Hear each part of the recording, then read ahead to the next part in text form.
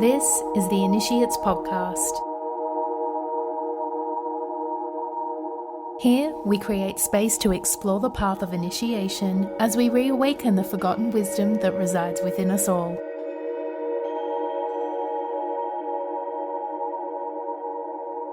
I am your host and guide, Natalie Grace. Join me every Thursday for an enlightening exploration of contemporary spirituality.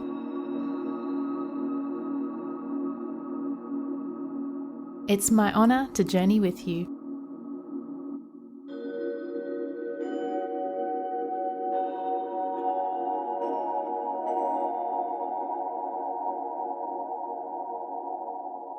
Hello friends. On today's episode, I'm going to be talking about energy. I've been fielding questions this week about energy and protection, so it's inspired me to think more deeply about my own beliefs about energy. What is it, how it works, what it is to hold a vibration. I'm going to be taking you through the concepts of vibration and resonance with advice on the easiest and most effective ways to raise your vibration and transmute low energy. This was such a big discussion for me that I've actually needed to split this episode into two parts, so you can look forward to hearing more about energy, specifically about energetic protection and the energy of superstition next week. But for now, let's journey.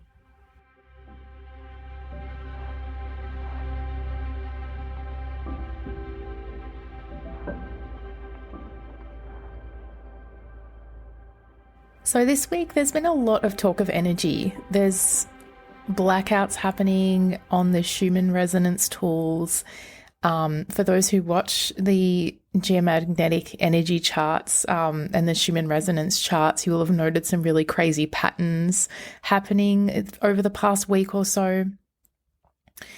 I've also been getting questions in my readings and seeing people raise concerns in spiritual groups that I'm a part of about their energy levels, feeling low energy, wanting to know how to raise their vibration, how to protect their energy during healing work, how to protect themselves from energy they feel might be low vibrational that's being directed at them, how they deal with retrograde energy. Lots of questions are coming this week about energy and raising of energy. So I had such a long list of topics to choose from, but I'm finding every week now when it comes time to sit down and prepare for the episode that whatever's held in the collective is what appears. And this seems like something that the collective wants to hear more about this week. So I feel called to speak on it. And so when we're talking about energy, having low energy, either that residing within you and you wanting to shift that energy, transmute it so that you can feel lighter, or dealing with the threat of external energy penetrating your own energetic force field, whether that's through your work, so you might be a healer dealing with people in a lower vibrationary state, or you might be going to a workplace that is incredibly low vibe that you find hard to manage. The concept of energetic protection is really relevant. But I'm also going to be going through my feelings, my deep beliefs about the energy of superstition and what happens when we become a bit too superstitious, how that can affect our energy fields and invite more low vibration energy to meet us where we're at. So energy is something that was really fundamental in my own spiritual awakening. My awakening story is something that I want to share in more detail in future episodes, but you're going to get a few hints of it on today's episode.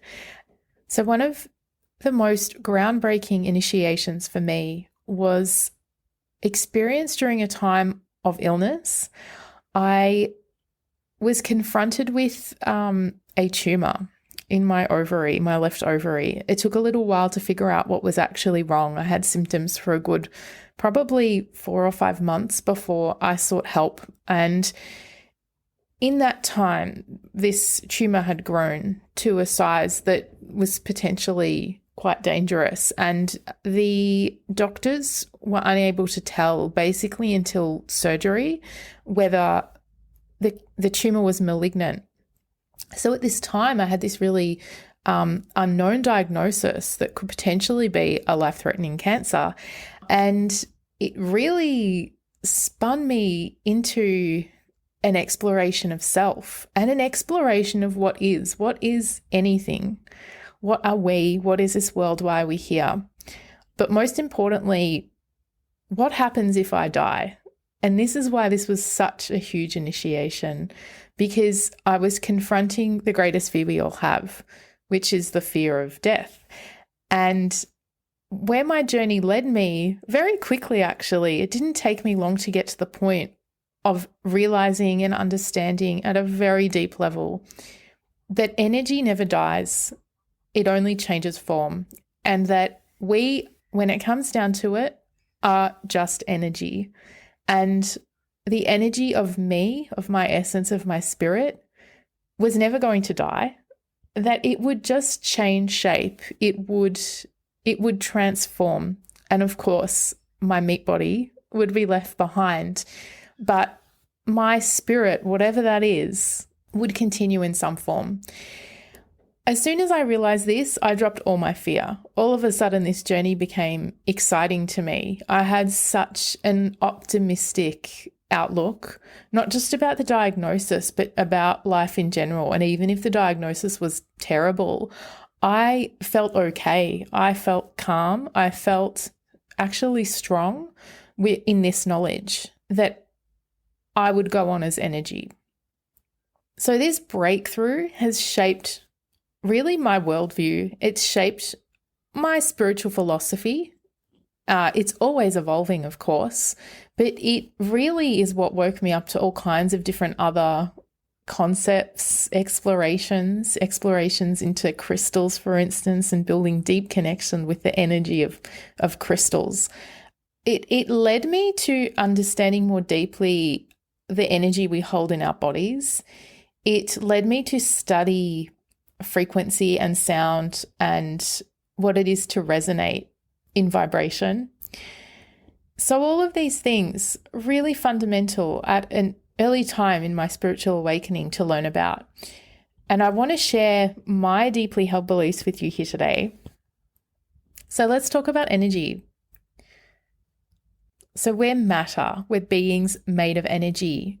And matter is energy that vibrates just so that it becomes what we perceive to be physical, that it begins to hold a density so that it can exist here in the 3D world. So our spirit is held within this dense matter of the body, of the human body.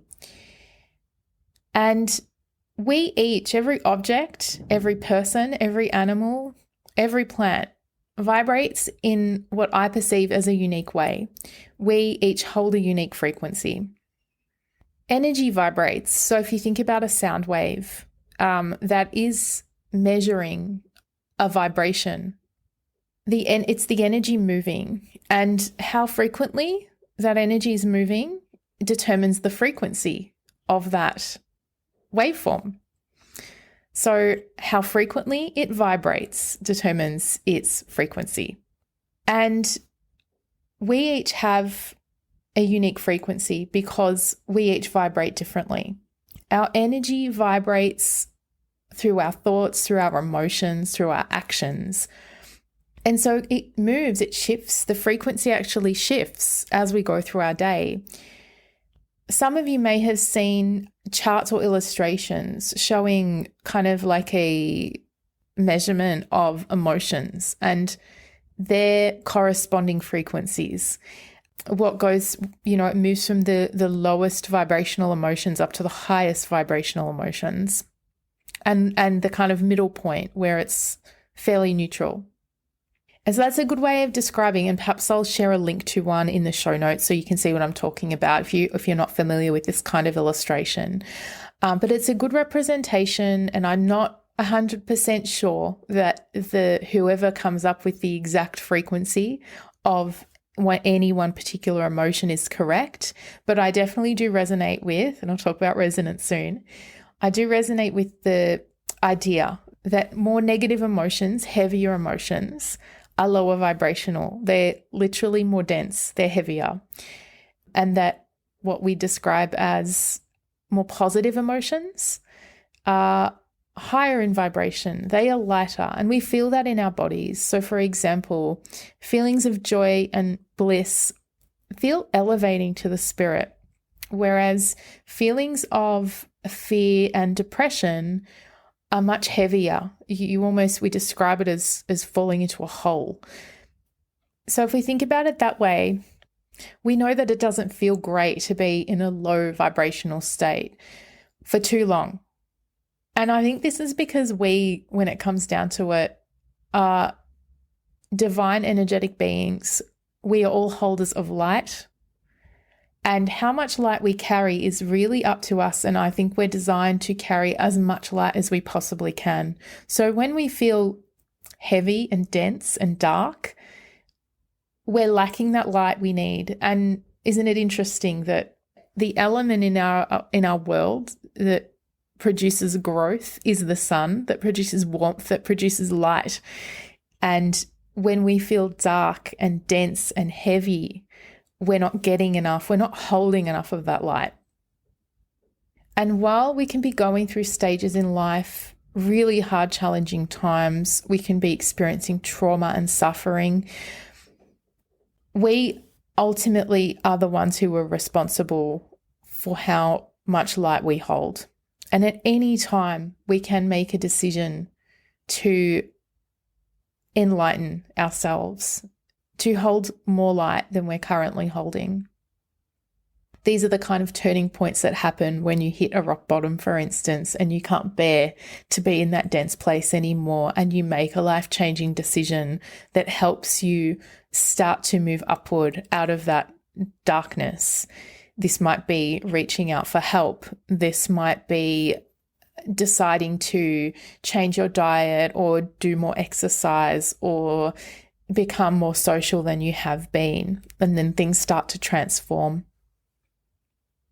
And so it's very easy to relate our physical selves, our physical bodies, to density that we hold. We can feel ourselves get heavier, say, when we've been eating not so well, and not doing much exercise, for instance. We can actually feel the density that adds to our bodies. That's very easy to understand. But we also need to understand, as I mentioned earlier, that our emotions are energy, but also that our thoughts are energy, that our thoughts hold density, and the thoughts that we carry and hold in our mental energy bodies have a weight.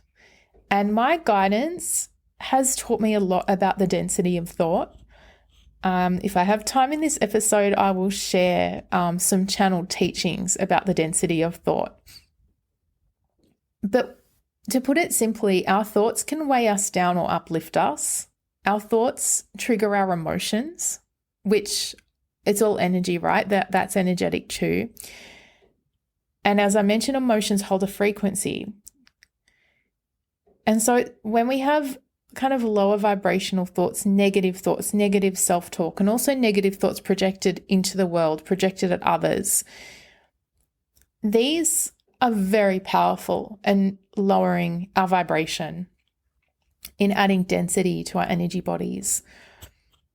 And so that's why really the very first lesson from my perspective around how do I raise my vibration? How do I feel lighter in my energetic self? How do I raise my frequency is always really, it's starting with awareness of your thoughts. And so this is actually, on the one hand, quite a simple practice, but on the other, it's incredibly challenging. It's simple because it's free. We can do it at any time. It's challenging because our thoughts are always with us.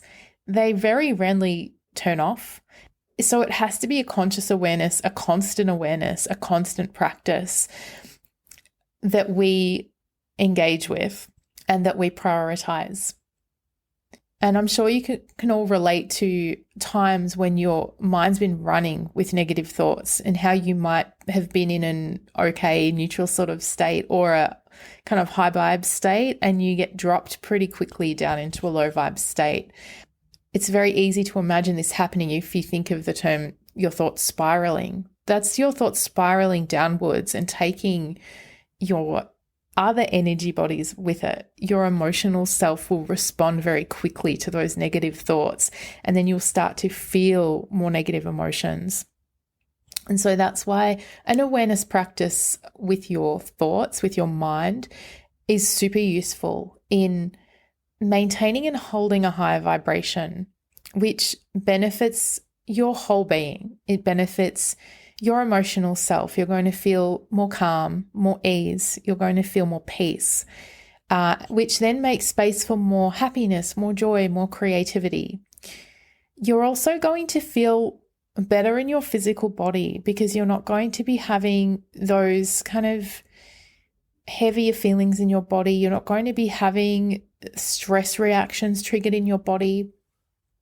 You're going to feel lighter in your body, really, which is a beautiful feeling. Feeling dense and heavy in your body is when we start to feel trapped, I think, when our spirits start to feel trapped.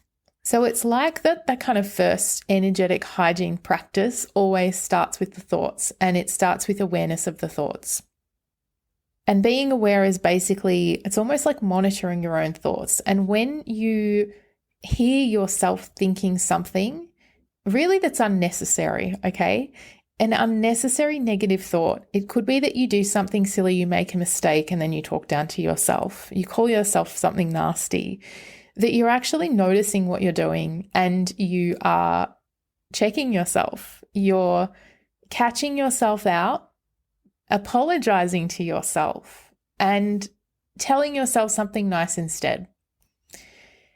It could be, here's a really easy one to practice and a really good one. It's so easy to get triggered when we're driving because we're in this kind of flow state, and when someone breaks that from the outside, another car does something that annoys you, it like takes you out of that flow state, and it's a really quick trigger, and it can make some of us who are peaceful and zen most of the time turn into real assholes, swearing and carrying on about the silliest, smallest kind of interactions on the road. So that's a really easy one to practice, is awareness when you're driving. How do you react when someone does something that you don't like or approve of? It's different if they do something really dangerous. I think that's kind of excusable to have a bit of a moment. But if someone just does something that's completely inconsequential, you just don't like it, and you have this emotional reaction where you become nasty, you're swearing, it triggers anger in you, that's a really easy one to practice, where you do some self-soothing and also just some tough love on yourself. You know, that kind of reaction is not necessary. We don't do that. Wish them well with love and, you know, wish them a safe journey. You can be transmuting the energy, and what that is changing the energy's form. So you're taking it from a low vibrational reaction to a more neutral or perhaps higher vibration response. So I know I've mentioned low vibes and high vibes quite a bit so far in this episode, and I think now's a good time to talk about this good vibes only, toxic spirituality kind of deal. And I definitely agree. It's completely unrealistic to have good vibes only. And if that's your reality and you're never ever experiencing anything low vibrational, there's probably some suppression happening. Perhaps you're closed off from real world interactions and you're not actually being challenged to integrate, you know, what you preach. I'm definitely not suggesting that you must only live in a high vibrational state, because it's completely unrealistic. And it also doesn't serve your spiritual journey. Good and bad are parts of polarity, and they both resonate with one another. And I say this because one can't exist without the other. In our polarized reality, we require bad to understand what good is, and vice versa. So we can't experience good unless we also experience bad. We can expect to experience bad sometimes, but we don't want to get stuck in the bad. We don't want the bad to control us, and we don't want the bad to spiral us into worse, if that makes sense. So the real challenge here is building that continuous awareness of your thoughts and emotions. And it's so that you can anchor in, you can actually build a memory, an energetic memory of what it is to feel good, what it is to feel happy, what it is to feel bliss, what it is to feel joy, what it is to feel trust, what it is to feel safety, what it is to feel peace, what it is to feel calm. And also what it is to feel anger, what it is to feel fear, what it is to feel hatred, what it is to feel jealousy, what it is to feel envy, what it is to feel boredom, what it is to feel apathy. All of these emotions are required, and we're here to experience these emotions. We have incarnated on this planet in this lifetime to experience the full spectrum of emotions, because this is how we awaken. This is how we learn our lessons. This is the memory that we take into our future lives. They're emotional. And so what we're really trying to do is like benchmark. That sounds really boring, but we want to know when we're drifting away from neutral. We want to know when we're experiencing higher vibrational states so that we can hold that memory of them and use them as an anchor to pull us out of low vibration states or to have that emotional balance. We want to anchor into those high vibe frequencies so that first we know they exist, because it's incredibly powerful to hold those memories. When we think in the moments of our lives when we've experienced true bliss, true heartfelt, unconditional love, true inspiration, they're incredibly powerful memories, and they are what create our aspirations as we go through life. We also want to anchor those frequencies in us so that we can also learn as we become more familiar with them and we're attaining them more frequently. We can learn to share them with others and project those frequencies out into the world. The other thing that I want to note here is building an emotional memory of those higher vibrational states is a super powerful method of manifestation. So when we're manifesting, and manifestation is really just creation, okay? It's the act of creation. It's the act of taking something that's a dream, a vision, and turning it into a tangible reality. It's really hard to build and create when we're in lower vibrational states. And it's also not what we desire. So if we think about the things we're manifesting, we're never wanting to manifest another depressive state, right? We're always wanting to manifest something bigger and better and bolder, something that's going to make us feel a higher vibration than we feel right now. That's ultimately what we're desiring. It's to feel something new and different. And so having that emotional memory of those times of pure joy, of pure bliss, of pure excitement, of pure optimism is what we use to powerfully manifest. We're actually, when you know, right? And the secret here is that you're not trying to manifest the thing, you're trying to manifest the feeling. That's the practice. That's the magic of manifestation. And so when we can build that emotional memory of the emotions that we want to feel, then we can anchor those into our manifestation practices. Meditating on what it is to exist in the new state we're trying to manifest, we can actually feel those emotions in our body. Very powerful. So let's talk about low vibrations then. Low vibrations, I don't see them as bad. They just are. Like I said earlier, they're part of the polarity of existence. They're also very powerful teachers. Being in a low vibrational place is when we learn our lessons. It's also, I believe, the state that really helps us to take action. Like the example earlier, when we hit a rock bottom, there's not much further down you can go when you're in your rock bottom. And so having that vision of what could be that's different to the state you're in that very low, dark, dense place, at some point provides you the inspiration to take action. The low vibrational states is also where awakening is triggered. And I think then the higher vibe states are where the awakening is realized.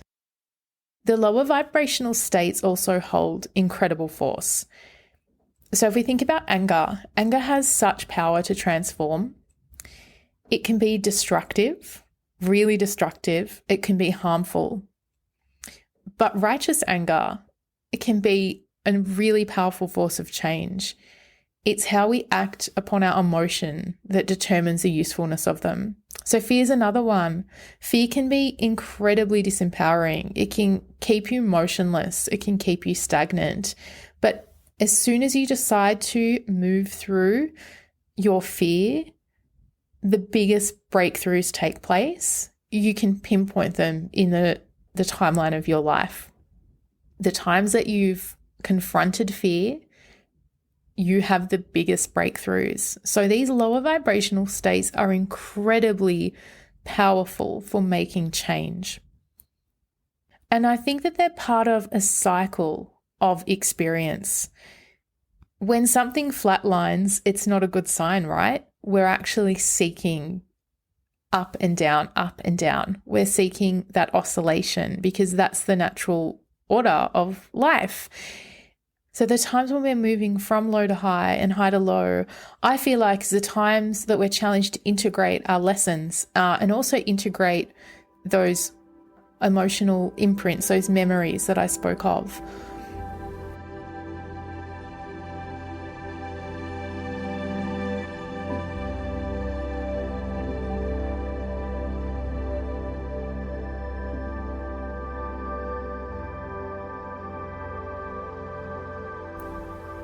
So what is resonance?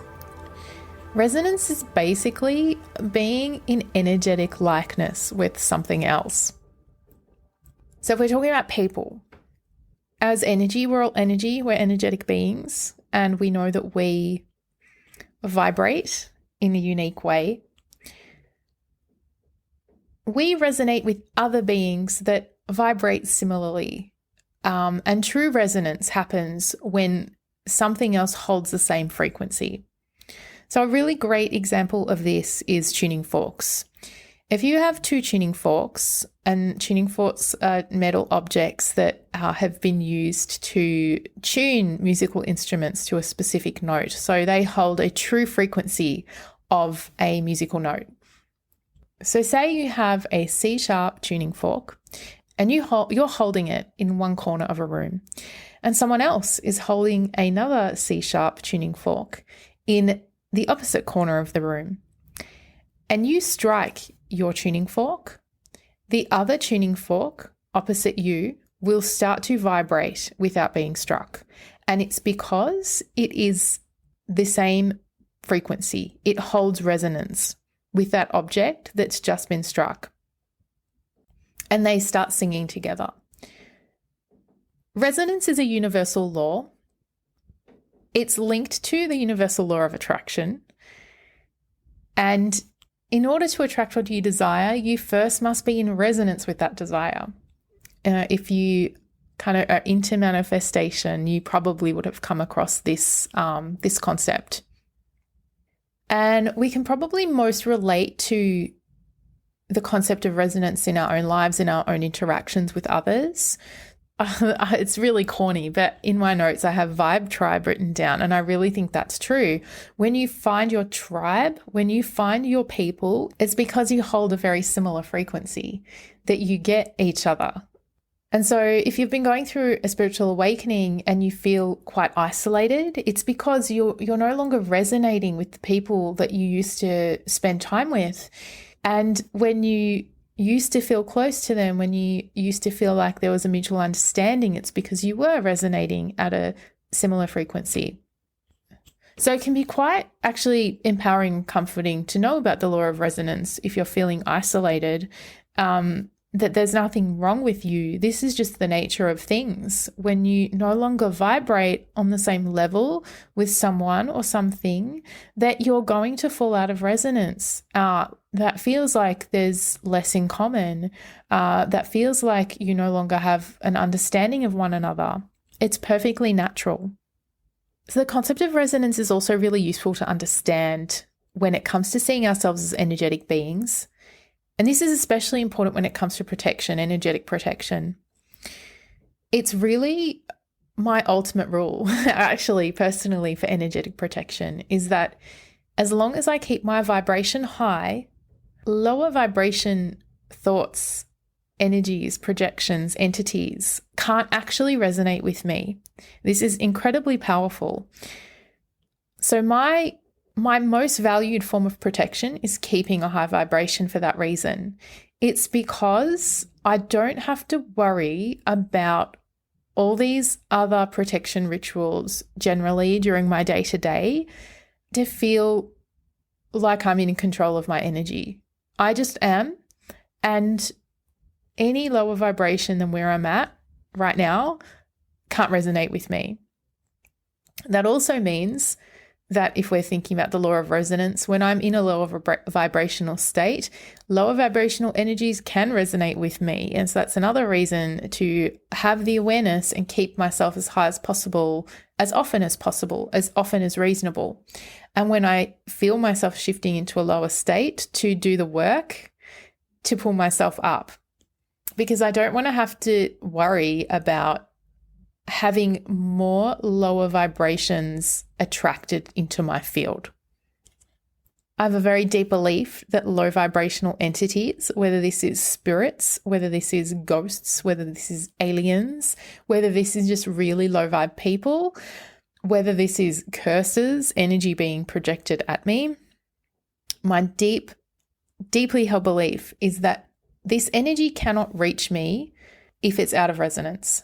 It can try, it can come into my field, but it's not going to hold any power over me if it's out of resonance. So that's my belief.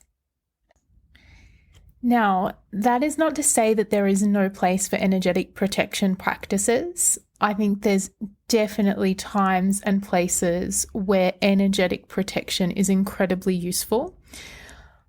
I'll speak in more detail about energetic protection practices for specific situations more in the next episode, because now what I really want to talk about is some more practical methods in raising your vibration as your first and best means of protection.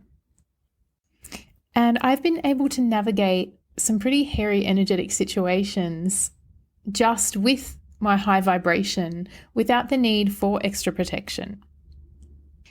This has included spirits in my household. I have lived in at least one house where there have been spirits occupying the house with me. One great example was a warehouse I lived in that was fairly old, in this kind of, some might say, spooky industrial lot, a fairly isolated place. And I did have a spirit that hung out in there. It did its best to scare me, and sometimes it was a bit spooky. I would hear footsteps at night a lot coming down the hallway in this big dark warehouse. I would hear the stereo be turned on in the middle of the night on static, radio static, full blast, so loud. It was shocking to be awoken to that kind of noise. But I knew what was happening. I always had an awareness of what was happening. And I think the last straw was when I was hanging out in front of the shelves where this stereo lived. And it's funny that the stereo was a tool of communication for these spirits with me, given that it's a literal transmission device. But I can't remember if I was looking at records or looking at books, or I might even have been cleaning. I can't remember the exact details, but all I remember is minding my own business, standing quite calmly, not thinking about the spirit at all. It's the middle of the day, and a speaker off the top shelf, quite a small speaker, but it was a speaker nonetheless, went flying off the shelf past me, went over my head, over my shoulder, and smashed onto the floor. And I was like, that's it. It's time to communicate with the spirit. So the high vibration helped me have trust that I wasn't under personal attack. I just was able to understand that we were both cohabitating this space. And I probably moved in later than he did, or she, but I felt like it was a male spirit. And my high vibration provided me with enough protection that I felt completely safe communicating with this spirit, to ask it to respect my being in this space too, to respect my boundaries of what I was willing to tolerate and not, to understand that it was incredibly disrespectful to be making so much noise in the middle of the night, to be throwing things around the house, and that I commanded more peace and respect in the household, and that this spirit was welcome to stay as long as that behavior ceased, and I would not consent to sharing the space with the spirit unless the spirit agreed to my terms. And very soon after that, the noises, the disruptive noises, stopped. So while my vibration didn't necessarily protect me from interacting with spirits, it kept me feeling safe, and it kept me trusting that nothing bad would happen, that I was in control of the situation, and that the spirit wasn't in control of me. Now, I did engage in some spiritual hygiene practices after that interaction with that spirit. I did sage the house. I smoked the house to help the spirit leave if that's what it wanted to do. And I also used sound, chanting, clapping to help clear that space along with the smoke. So in that sense, I definitely felt there was an extra level of cleansing and future-proofing required to make sure that space was energetically clean. But I still felt safe enough and in control enough that I didn't need to be doing protection rituals every night to keep me from feeling under attack. And welcome to my cat Bread. If you hear any more meows, they come from him. They're not from me. On that note, cats are also fantastic at warding off negative energy, but I'll save the magic of cats for another episode. And everyone's different. Everyone deals with these kinds of situations differently. In another time in my life, I would have been extremely terrified and probably engaging in lots of rituals in order to feel safe and calm and at peace.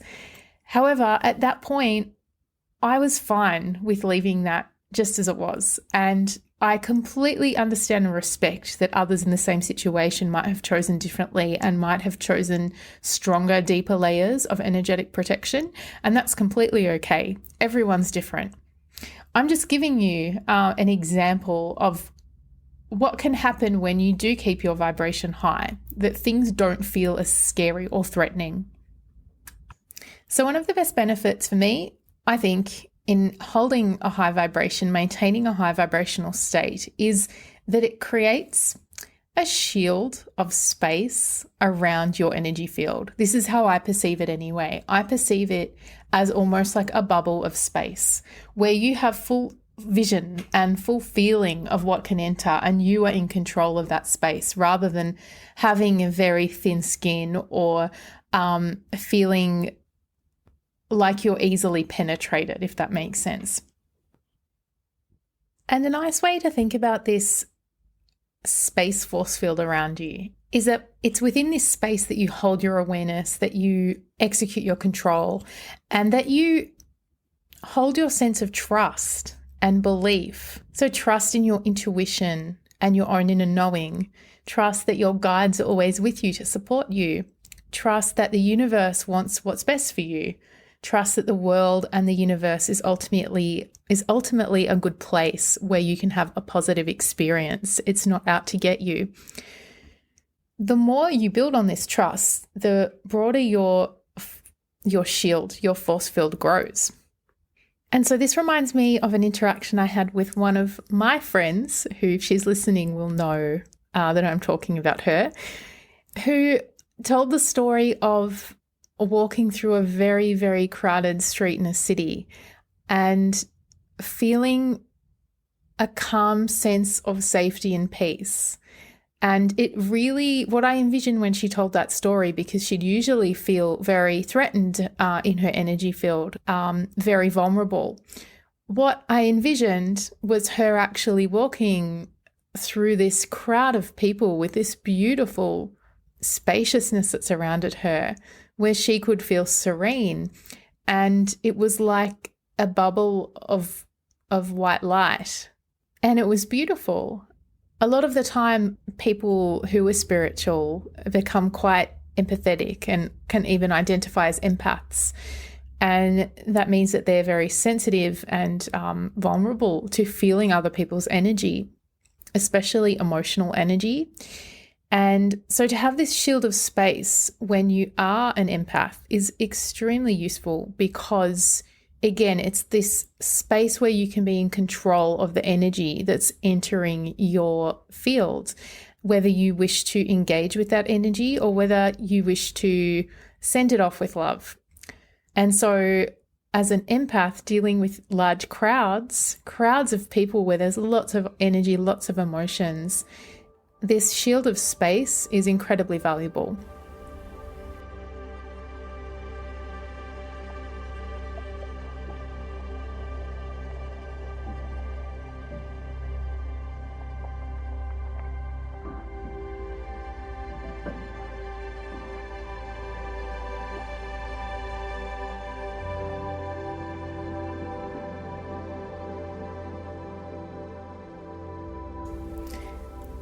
Okay, so I've talked a lot about the value of maintaining and holding a high vibrational state. But what if that's something you feel is kind of hard to attain? What if you need some help raising your vibration? Well, I have some additional tips and advice for you, some from my own experience and others that have been given to me from my guides and from the Akashic Records. So let's go through it. So some really easy ways to raise your vibration are through gratitude, expressing gratitude. So an easy practice that people have on a daily basis is keeping a gratitude journal. They might use that once a day or in the morning and at night time. So thinking about what you're grateful for when you wake up and then what you're grateful for before you go to sleep. Gratitude's also a good one to engage when you are feeling a lack of hope, if you're feeling disappointment, if you're feeling those kinds of lower vibrations and you've got that awareness that, oh, this is a vibration that I don't want to hold. I want to shift out of this. Start thinking about what you're grateful for. This is also really useful if you're projecting those feelings onto another person.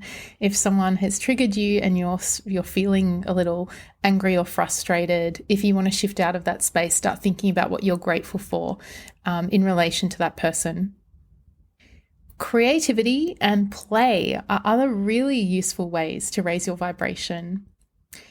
When you're holding a low vibrational state, creativity is one of the first things that suffers, and it really affects your ability to feel achievement, to feel accomplishment, and to experience fun, to experience the very light feelings of fun. And so that's where play can come in.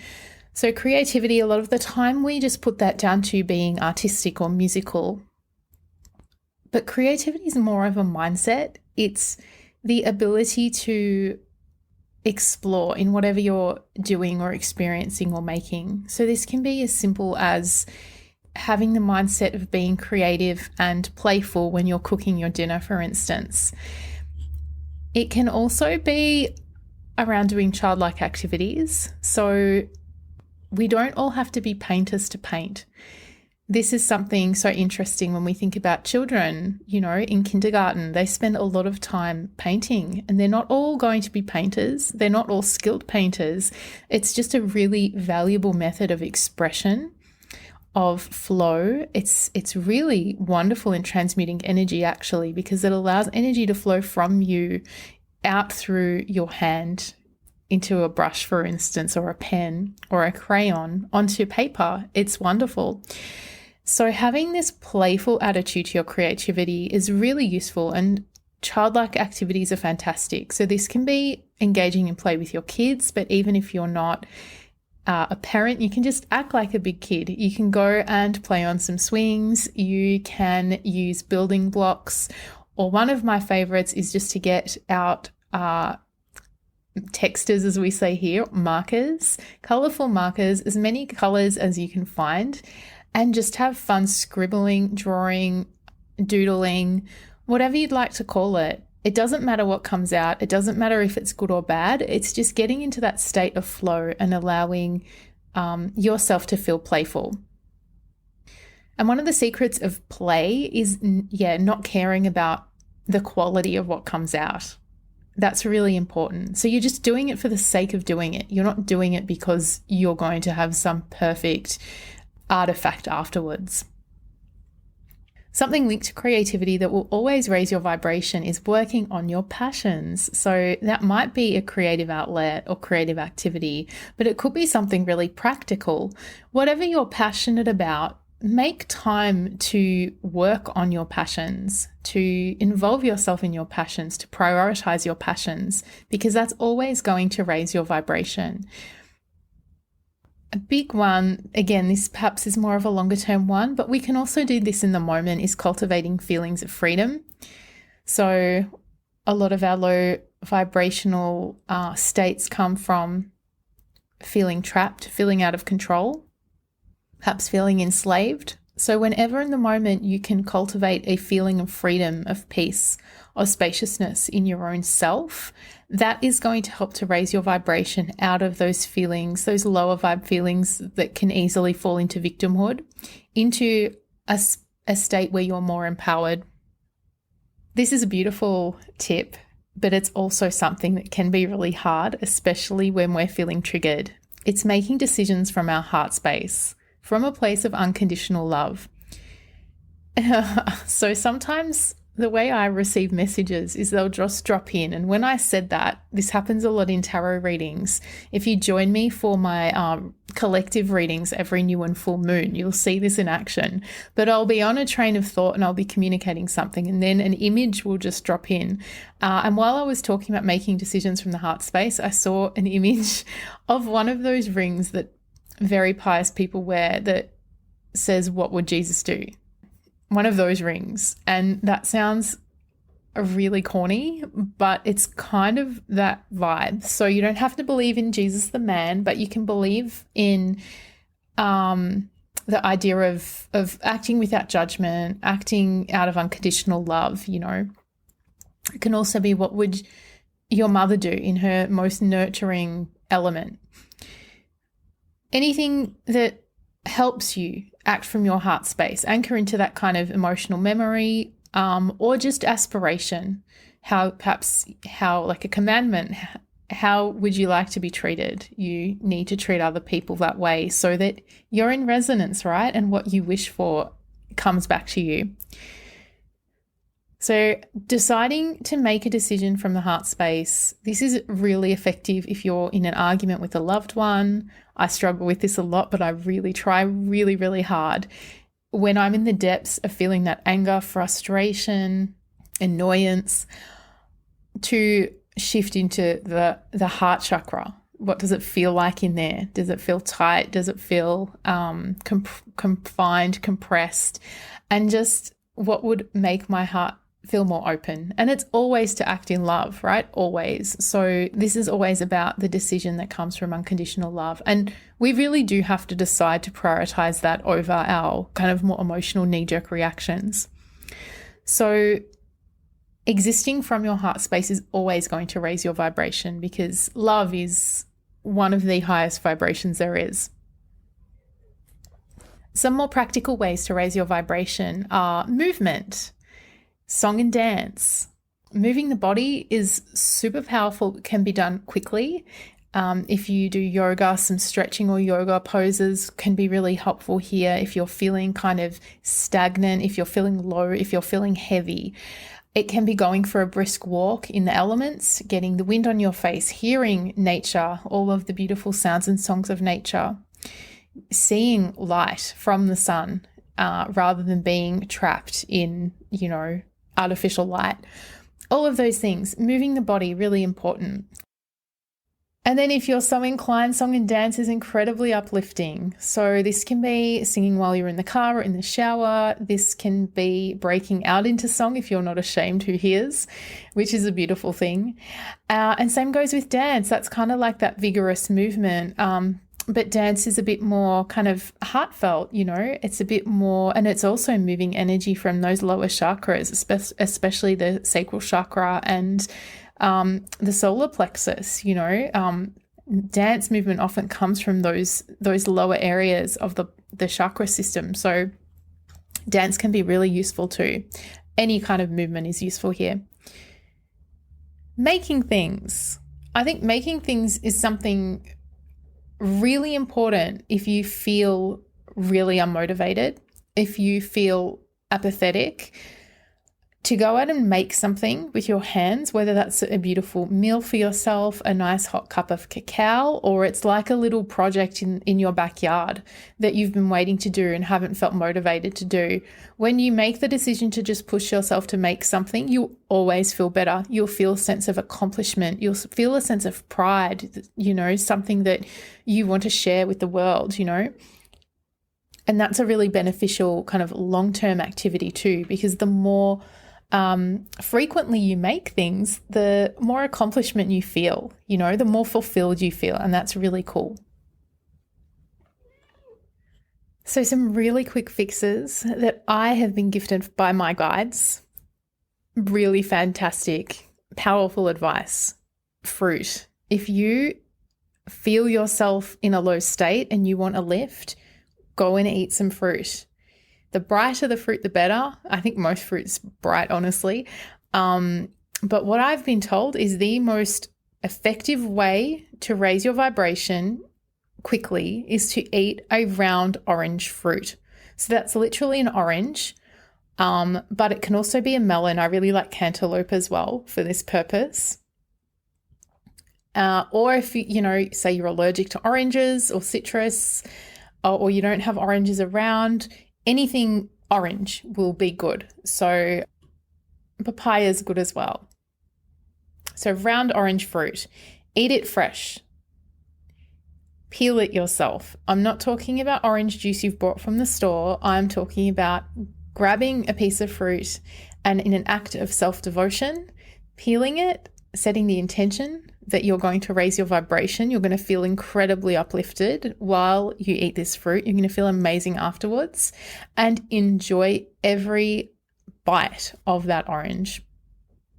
I do this a lot myself. I find it incredibly effective. The other thing that's really quick is flowers. And if you know me, you know I work with flowers.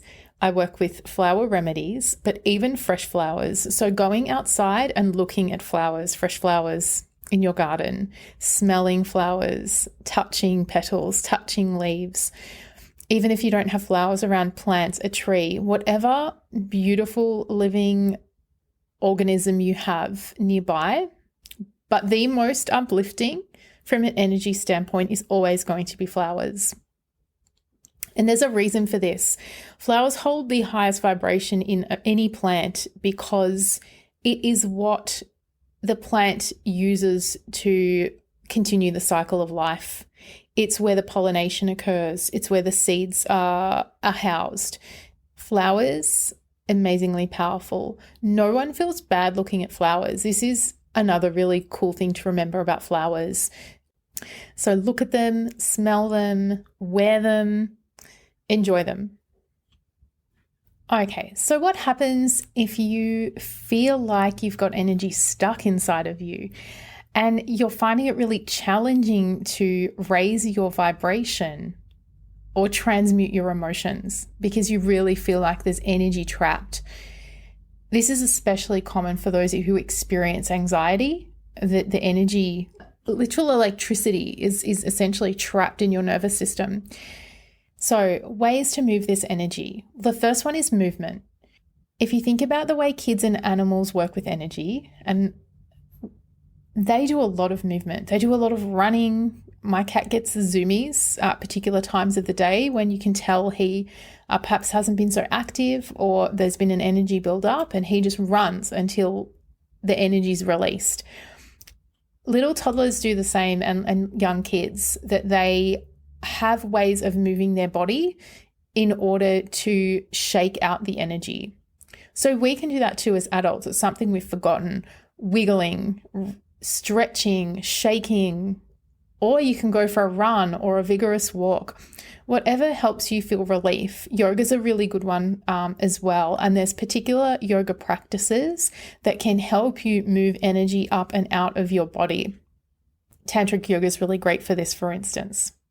So movement. The second I would like to call electrical grounding. And this is really about allowing Gaia to release this buildup of electricity in the body. And we need this sometimes because we walk around ungrounded. The shoes we wear most often have rubber soles, and we know that rubber soles traps electricity. When the electricity really wants to go to ground, that's how electricity works.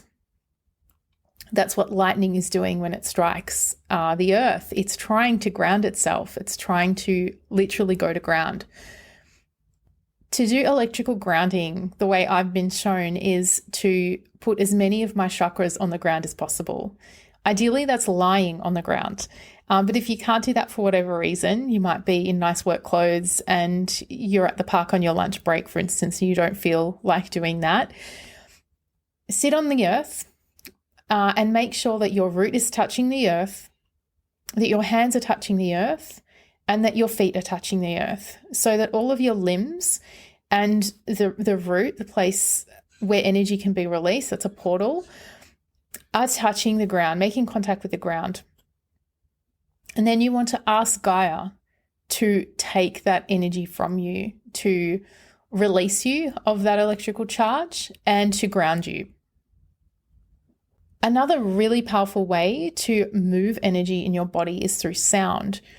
So this is especially useful when we feel the frustration that can build up when we don't feel like we're being heard.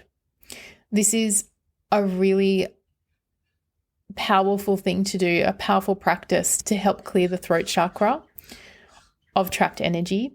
Because often when we don't feel empowered to speak up, or we feel like we're not being heard, the energy that wants to rise up and out through our crowns gets trapped around the throat. This can be also when you're suppressing what you wish to say. So you might need to do that to keep the peace, or you might need to be biting your tongue in order to avoid conflict. This can happen a lot at work. This can really build up the energy and trap it at the throat chakra. So you really want to move that energy with force. Now, this one can be shocking if there's people around you. So just be aware that it's great to do out in nature or in your car, somewhere where no one around you is going to be worried to hear you screaming, basically. But it doesn't always have to be a scream. So really what you want to do is just allow your body to release this energy through your voice. Open your mouth and let it come out. And if you need to, push it out of you. Sometimes it wants to come out. It falls out, and it could fall out as mumbling. It could fall out as a song. I've had this happen to me before when I felt really, really suppressed, that I'll just start singing and I actually don't know where the words come from. They just fall out of me. It could be a really guttural sound, something really deep that needs to be heard. It could arrive as a chant. When I've held on to nervous energy, I've found myself in the car chanting without even realizing, chanting Om, that my body just knew to do that to help soothe itself and release this trapped energy. And lastly, it could come out as a really loud scream. You might need that level of release. Another beautiful way to move energy is through water, and this should be moving water. So standing in moving water, this is also obviously very cleansing. Standing in moving water, whether it's in the shower, whether it is in the sea or a river, standing in that moving water and letting it wash the energy away. Again, asking the element of water to take this energy away and release it from you. I want to say it's important with water now, at least in my experience. Everyone's different, but for me, I found that when I have been in low vibrational states and I sit in a bath, like a body of still water, I can actually feel much denser when I get out, and it's an unnerving feeling. So be aware of that if you're doing water cleansing, and just have awareness of how the practice feels in your body and if that's actually achieving your goal. Because I don't feel that way when I stand in moving water, but I have felt that way sitting in a bath and getting out. I can actually remember the point when I felt like my depressed energy was deepening in the bath, which is crazy to think about. You can also stand in the air. So whenever there's a wind, the stronger the better. I really recommend going outside, standing in the wind and letting the wind blow the energy off you. It's really powerful. It's an elemental force that really can't be matched. And when we think about the elements in tarot, air is the fastest of the elements that relates to swords, even faster than fire. So air is something really powerful that you can utilize to help you move stagnant energy. Okay, I think that's enough for today. As I mentioned in the intro, this episode will actually continue next week, where I take the theme of energy and look at the energy of superstition, how that relates to divination and my experience of that as a tarot reader. And I'll give you more information about energetic protection beyond just holding a high vibe. Thank you so much for joining me for today's episode. I really value your presence and I feel your presence. So thank you for sharing your energy with me. I hope you take the lessons and the guidance of this episode into your life this week, cultivating a beautifully high vibration and a force field of space around you. Until next week, peace.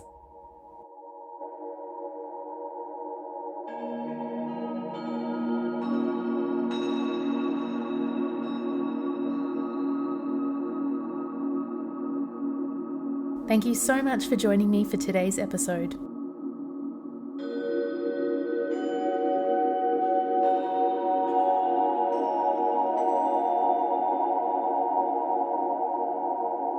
If you'd like to work with me, I offer remote one-on-one soul map and soul message readings. Just check the show notes or head over to my website at theinitiatespodcast.com to learn more.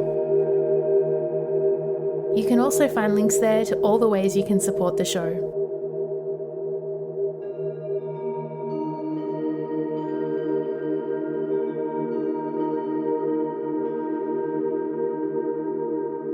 Thanks again for your time, and I'll see you next week.